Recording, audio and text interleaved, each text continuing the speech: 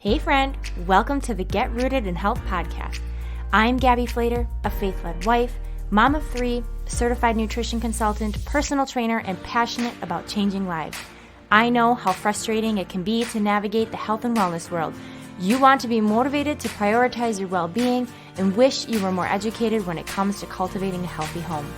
Maybe you're a mom who's completely burnt out and needs a fresh perspective on life, or you're searching for a place to feel seen, heard, and encouraged in a godly manner. No matter if you're doing the dishes, getting your sweat on, or drinking reheated coffee while watching the kids play, there is always an opportunity for growth. If you are ready to finally take action about these desires and are ready to learn, grow, and transform your mind, then you are in the right place. It's time to establish deeper roots so you can enjoy a more fruitful and fulfilling harvest. Let's dig in. Hello, friends. Welcome back to the Get Rooted in Health podcast. My name is Gabby, your host, and it has been a hot minute. I apologize. I took about a month off and just really needed to finish up summer with my family and my kids and just soak it up. And I just felt like I had a lot on my plate and things were just getting overwhelming, and I had to have grace on myself and, still showed up online in other ways, but just reminding myself that I can't do it all and just having to figure out a rhythm. Now as we're having the shifting seasons, kids are going back to school, parents back to a normal, their work routine and all of the things. So for me, we homeschool, I stay home with the kids. So it not tons change, but yet we need to have more structure to our days and our weeks. Just a little bit more of that as we dive into our own school and, personal, my work and business, and just things like that. So just wanted to make sure that I was really listening to what, my heart and my spirit were saying, and that it was okay to just slow down for a minute. So I appreciate you. If you're still here and listening, I appreciate you so much and look forward to bringing more content back to you this fall and winter, and just sharing our life journey, tips on health, wellness, mindset, just going above and beyond, normal culture and what it looks like to just live differently and just have different perspectives. And I hope that I can open your mind to a new way of thinking or, just new perspectives, trying something new, whatever it might be. Again, this is all just based on personal experience. These are not, medical recommend. I'm not a doctor. I'm not a nurse, any of those kinds of things. Just, passionate about health and wellness, certified in my own niches here with personal training, nutrition, and just always educating myself more and more and learning along the way, just like you. So just here to put it out there in the world for you to have as a resource to come back to anytime you just need truth and, in this dark world where things are so inundated with so many things, and it's hard to know where to turn and where to look. So I hope that you can find assurance, rest assured in here, and find just a lot of golden nuggets, a lot of truth, a lot of wisdom, and a lot of just realness. I try to be vulnerable and real. I don't typically hide much. I really am an open book with my community here on the podcast for sure. You can always follow more of me on Instagram at gabby.getrootedinhealth. I believe it is. I always forget because I know I had to change it at one point. So yeah, gabby.getrootedinhealth. And then there's also the Instagram page for the podcast at Get Rooted in Health Podcast. So you can follow that there and make sure that you don't miss a beat on any episodes that are launched. They are weekly as of right now. And again, our topics range so much from fitness, health, wellness, just general well-being, different topics that revolve around, things that are going around these days. Just trying to bust the myths on those and just really trying to not believe not be sucked into the lies and the hustle culture and the fitness culture, because so much of that can lead to unhealthy habits, things that aren't long lasting. And again, if you've been here, we're all about the long term. For the long haul, we are here to age the best we can. I have so many people that I see in some of my classes at the Y, and people that I talk to that talk about some of the people that show up that are older, and they're like, man, they're just hustling, they're working so hard, and they're so much older, and I'm like, hey, I love that, and I hope that is me someday. I want to be that 60, 70-year-old grandma, or, if I'm a grandma, who's still able to do all the things and keep up with my grandchildren and explore life and live it to the fullest, being able to have healthy joints and bones, a healthy heart, a sharp mind.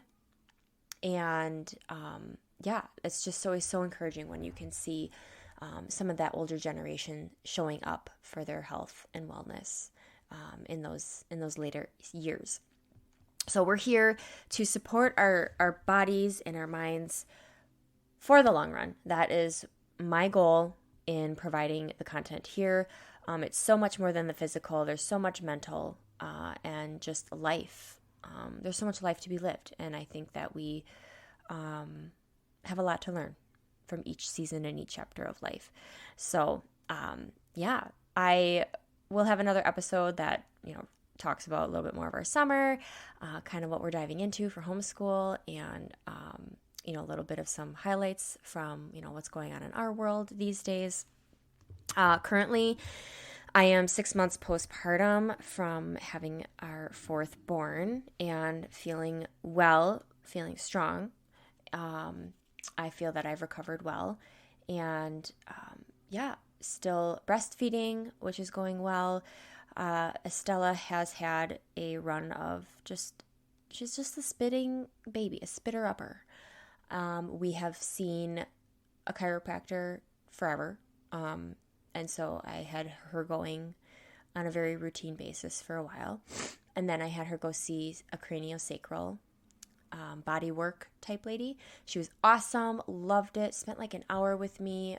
We did about 3 sessions, and I also saw like a lactation nurse, just in a private practice, not just through like the hospital, like just through a private practice here locally, which referred me to see a cranial person. But I was, just beside myself that like we would be nursing, and then like she would just puke it all up. And then, I tried removing dairy for a while. That didn't seem to do anything.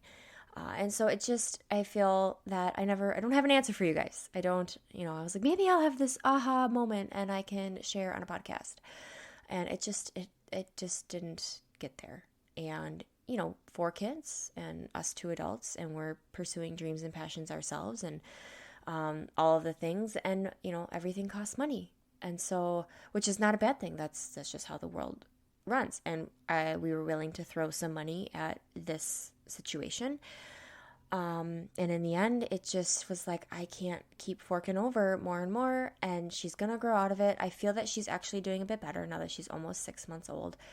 By the time this episode releases, she will be 6 months. Oh, that's halfway to a year. I don't understand time. It goes so fast. So, yeah, she would be picked up by someone else, and I could have nursed her an hour before someone else held her, and all of a sudden that person would get puked on. Like, she just would spit up on them, or you would hear a splat on the floor, or we've constantly, literally, our whole carpet has probably been spit up on by her as she's now crawling. She's been crawling. Yep. I have a crawler since like 4.5 months. She figured it out. So that's been fun.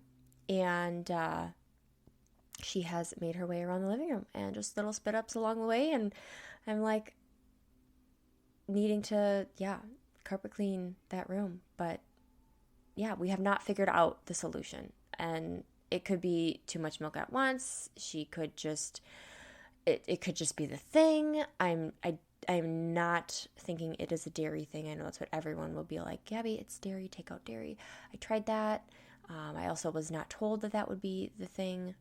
The craniosacral lady did give me some exercises and things that would open up some sphincters, and that's like, what is that? Like just a pathway through the digestion, and things like that maybe blocked or hindered. We noticed that maybe she was kind of hanging out, turning her head more to the right and wasn't super comfortable in turning it to the left and hanging out there. She kind of would like look at it, but then come back to center when we would like dangle a toy both ways. So, I'm not here to fix my babies 100%. It's going to be what it's going to be. She's not going to be doing this forever. Now, if we have a problem with her, like, I guess, throwing up, like, food down the road, like, then maybe we need to readdress some things and figure out what's going on with her digestion. But overall, I feel that it has gotten semi-better with the spitting up. And we're just going to kind of keep plugging away. We're still getting chiropractic care. So, just making sure that we're on top of that. That is what I would rather just keep throwing my money at a consistent rate, our money and time, because it takes a lot for me to get out the door with all the kids and make that a priority, which it is a priority, so it doesn't feel hard. Just takes time.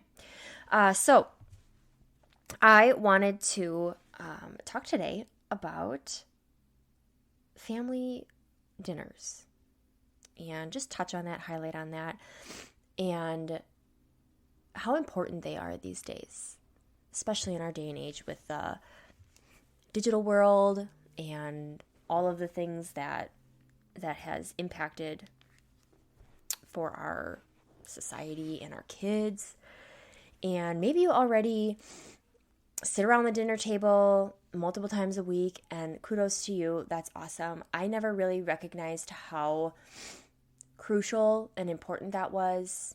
I grew up with that, and that is what I've always known, and therefore that's what we've always, I guess, brought into like our marriage and into our family as we started having kids. Like, we would eat dinner together even before we had kids, and sometimes that was dining out because we had the freedom to do so.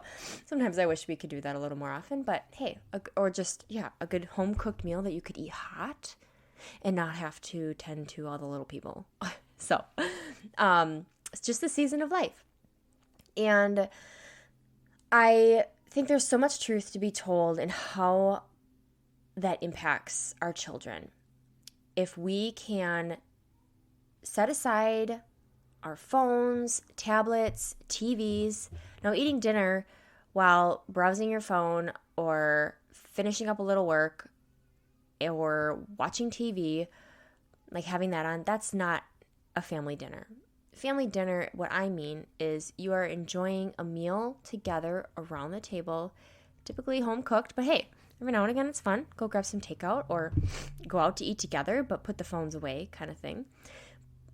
But you're sitting around a table gathered together, having conversation, laughing. Maybe you're crying because you're going through a hard time and you're just talking about it with your spouse, or your kid is having a hard day with school or a friend or a situation. You are, laughing, engaging, making eye contact, and just talking about life and having conversation. I think that being able to sit down, especially when you have little humans, say under the age of, I don't know, let's just say 8 and under, maybe 7 and under, like, because I feel like my 6.5-year-old, like, we're at like this stage of like, big boy talk, like we can't work our way around a conversation without him figuring it out. Like, he's, I can't spell words out anymore because he knows how to, spell and read and all the things. So, which is super awesome. But now, just figuring that out as a parent and how we talk and when we talk about certain things when they're around and not around. So I think it's super critical in those formative years for children to see the value of sitting down at the table as a family, seeing mom and dad or mom or whoever is in the kitchen cooking. Maybe they're involved or just sitting on the counter taste testing things or watching you chop up something, or they get to, like yesterday, it was helpful because I was setting the table and all the things, but I wanted to get some muffins made for the kids to be able to eat after dinner for a little snack. And I had a bunch of bananas that needed to be used up. So I had Juliet, my 2-year-old. I said, can you peel the bananas and put them in this bowl? And she did them all. And so just the time spent together, creates healthy, I think more healthy habits, healthy mindsets, self-esteem, general just like engagement and conversation, like social skills. So your kids will learn how to talk with adults, you, mom and dad, or whoever else you might have over maybe you have a guest. Your kids will learn, how to sit most of the time. There are many times where we are yelling at our children to sit their little bums down, get back to the table. This is dinner time. So it's not perfect, but we strive to make it an important thing, no matter how late it is. Sometimes we might have an evening activity where either dinner is early or it's going to be late, or it's a pickup dinner and we're eating it at home, or whatever. Like we took the kids out for ice cream and our dinner and ice cream at the end of summer here, and enjoyed time, not on our phones, engaging with our kids, helping them eat their dripping ice cream. And my son's hamburger got messed up a few times, and so trying to talk him through, like, it's okay, like, people make mistakes, and look, they were trying to make it right, and we came home with a free pint of ice cream because they, felt bad. And so we were trying to teach him, like, these things happen in the world. And look, they tried to make it better, make it right by giving us something in return because they felt bad that they had messed it up 2 times. And Winston was like crying, like he couldn't have it. And we're like, just eat your french fries. Here's a bite of dad's hamburger. They will bring you your hamburger soon. Just some of those things. But when we're at home, and during tax season, dinners typically will happen later. Or I'm feeding the kids before Alex is able to eat dinner. It kind of differs, but we eat dinner like all the time together, basically, unless we're out in the summer doing things and dinner's kind of on the fly, or it's a sandwich in the car, because we don't do a whole lot of eating out, just for cost-wise and for just health. Like, it's not, something that we really want to do, and we'd rather spend the money on us, getting to go out to a nice dinner. I'm not going to lie.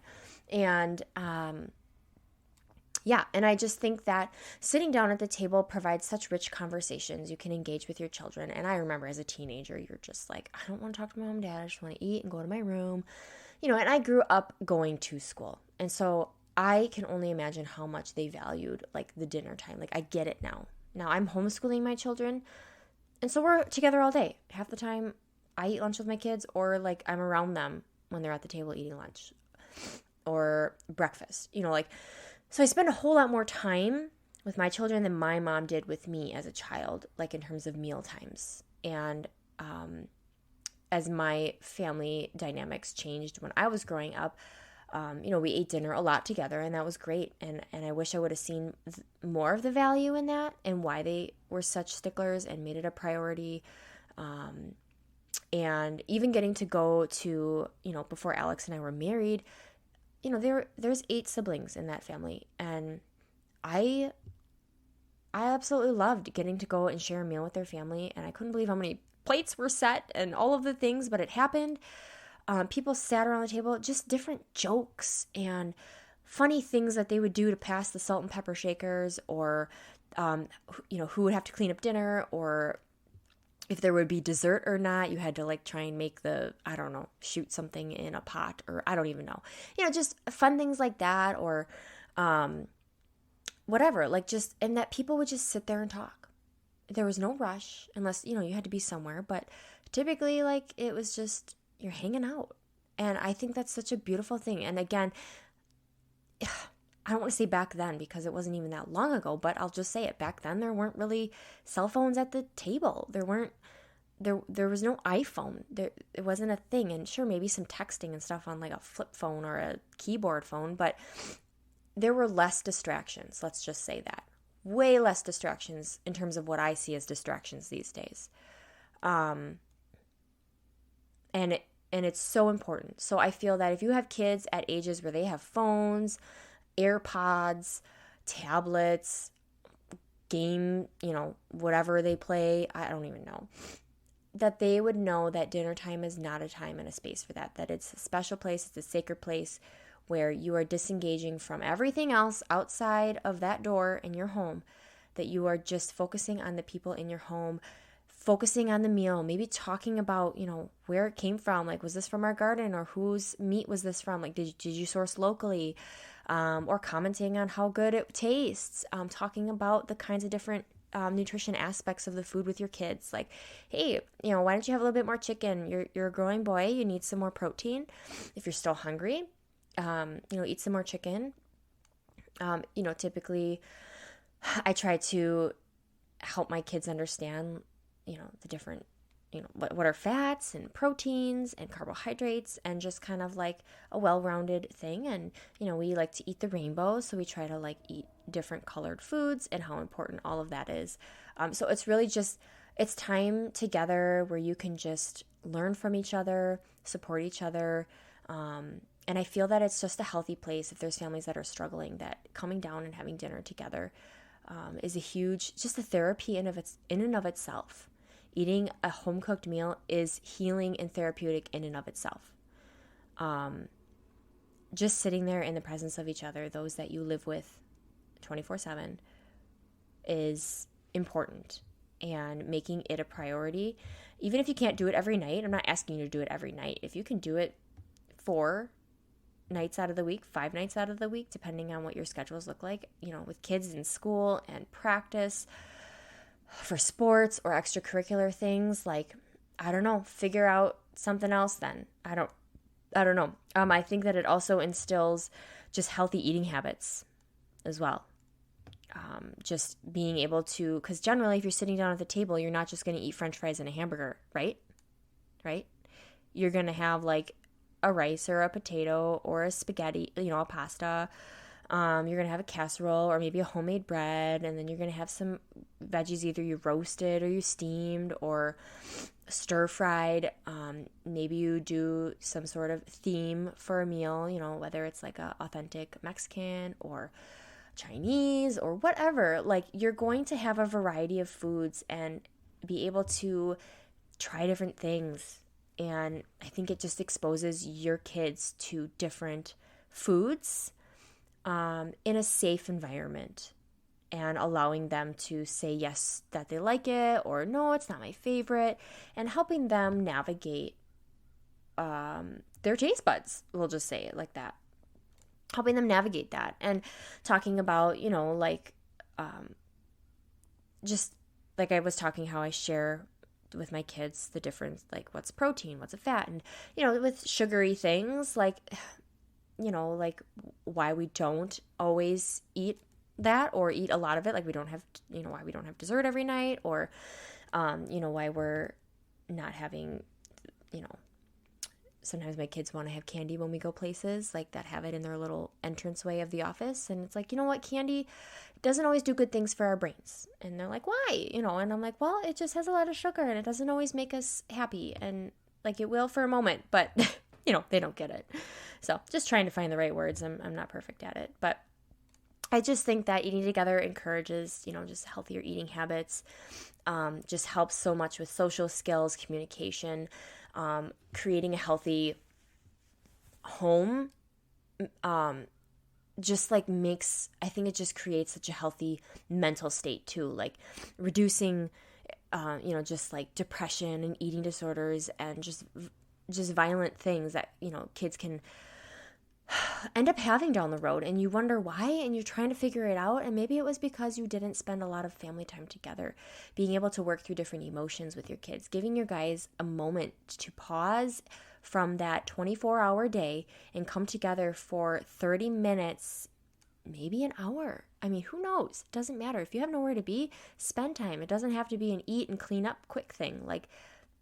And not every night you're going to be able to sit there for an hour, but give yourselves the moment in that 24-hour day to pause and engage with each other, eye contact, talk about each other's days, emotions, what you're dealing with, and all the different levels and ages and personalities and stuff can all chime in, and they can all hear, and we can all learn from each other.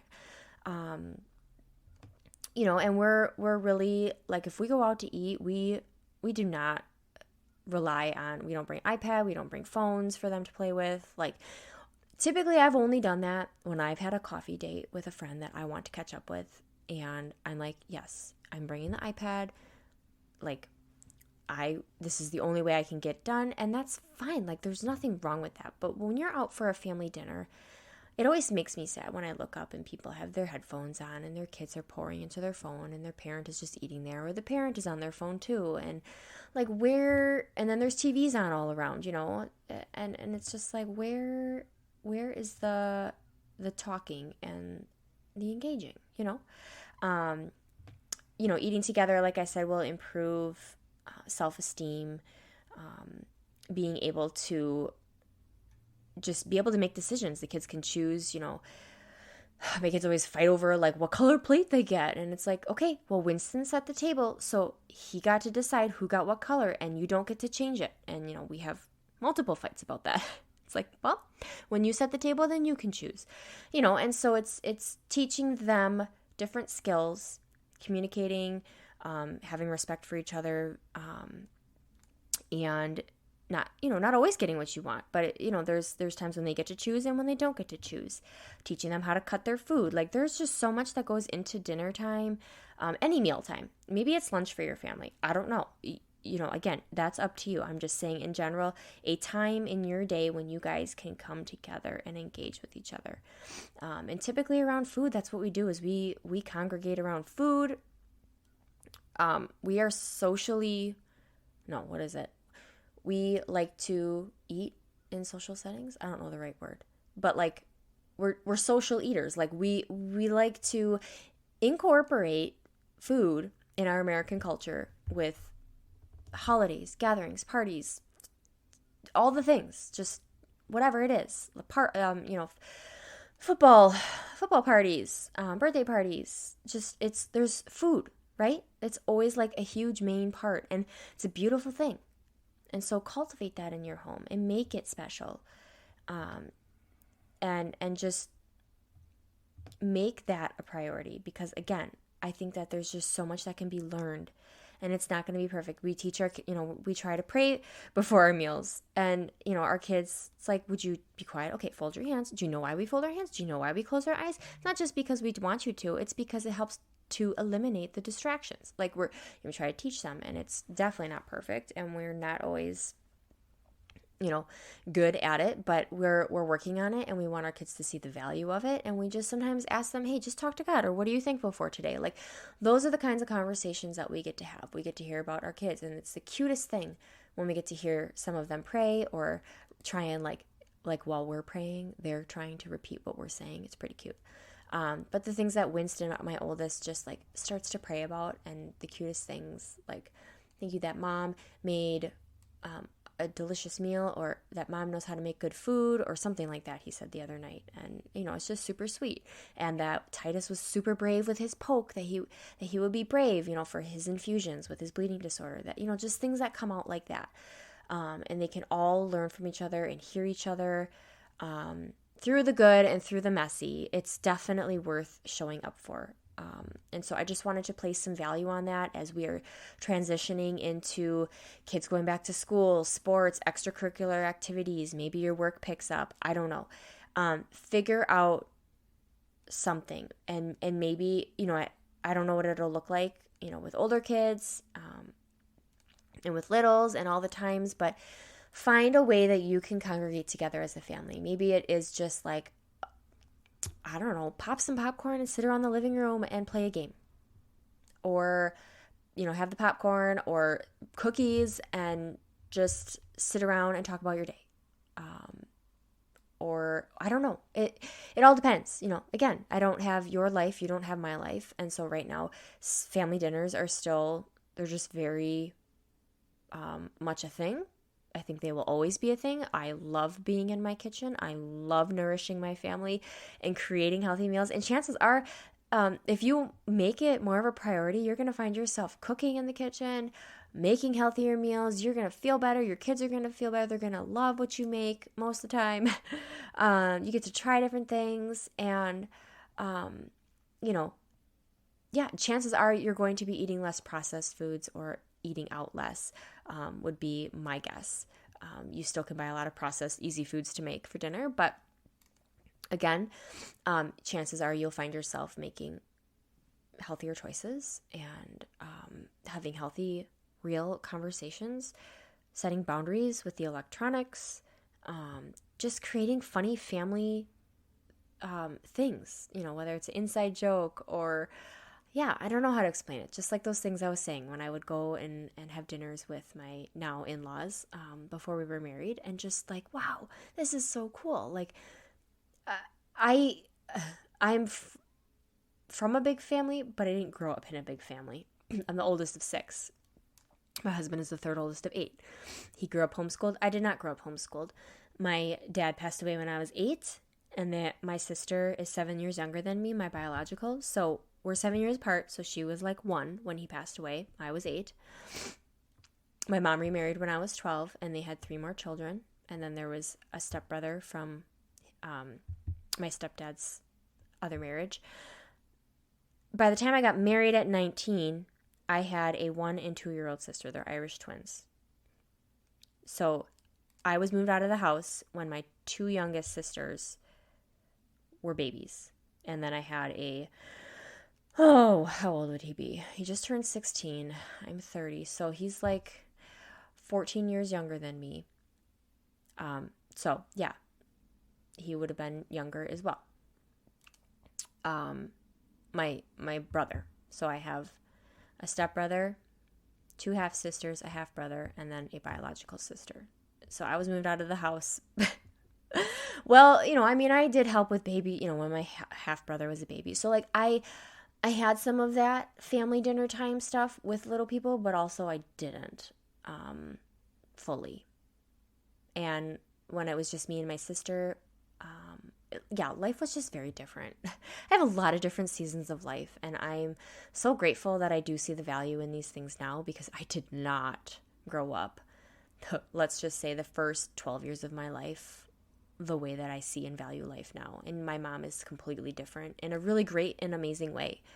It is really neat to see that people can change, and it's okay, and it can be good, because I'm grateful that my life didn't continue, I guess, down the way that it was kind of looking like in the past.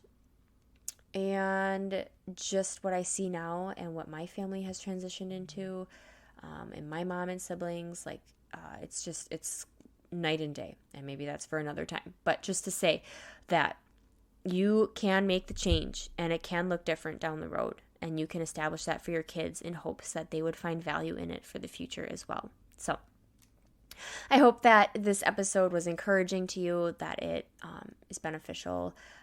If you have questions, or you want to, share a win that you had, you can share that in a review on the podcast. You can message me, my email. All of that stuff is in the show notes. I send out weekly emails with these episodes as well. And then you can, I was like, what was the other thing? Facebook group. I will always have that linked in the show notes as well. There's a Get Rooted in Health community Facebook group. If you ever have questions or things that you want to say in there. And if you have podcast topic recommendations, always feel free to email me at gabby.getrootedinhealth@gmail.com. Or is that what it is? Guys, I can't keep it all straight. There's so many different things, different handles and emails and all the things. So when in doubt, just check the show notes or pop me a message on Instagram, and I will be sure to note down anything that you would like me to touch on the show here. So with that, be blessed, enjoy some family time, some family dinners, and I will catch you guys on the next episode. Bye.